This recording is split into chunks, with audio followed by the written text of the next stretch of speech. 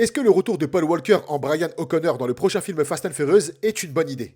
Parce que oui, il y a quelques jours, Vin Diesel a annoncé officiellement que Paul Walker reviendra dans le dernier Fast and Furious, et le moins qu'on puisse dire, c'est que cette annonce a fait l'effet d'une véritable bombe. Il y a les fans les plus hardcore qui sont extrêmement contents de retrouver le personnage de Brian O'Connor, parce que même si oui, l'acteur est malheureusement décédé, dans les films, dans la saga, le personnage est encore en vie. Et il y en a d'autres qui estiment que c'est un manque de respect, qu'on ne devrait pas faire un truc dans ce style. À titre perso, je comprends totalement les deux points de vue. Moi, ce que j'en dis, c'est que la famille est ok avec ça. Vin Diesel est extrêmement proche de la mère de Paul Walker et surtout de ses frères. C'est d'ailleurs les frères de Paul Walker qui risquent de jouer dans ce film et après à partir de là, on va modifier avec les effets spéciaux et on verra le visage de Paul Walker, de Brian O'Connor. Donc ce que j'en dis c'est qu'à partir du moment où la famille est d'accord, nous quelque part on n'a pas vraiment notre mot à dire. Même si j'entends et je respecte totalement les gens que ça gêne parce que oui l'acteur est décédé, il n'est plus là, laissons-le tranquille. À titre perso j'aurais préféré ne pas voir le personnage de Brian O'Connor dans le dernier film. Maintenant je comprends aussi l'hommage que Vin Diesel souhaite rendre à son ami dans ce dernier chapitre. Ce dernier chapitre qui va clôturer une saga vieille de 25 ans. Et qui, je le rappelle, a été la saga qui a révélé Paul Walker au monde. C'est délicat, c'est vrai que c'est vachement délicat. Ce que j'espère en tout cas, parce que maintenant on sait de manière officielle qu'il sera dans le film, c'est que le personnage de Brian O'Connor n'ait pas le droit à un rôle ultra important. Si vraiment son perso est présent à l'écran avec un rôle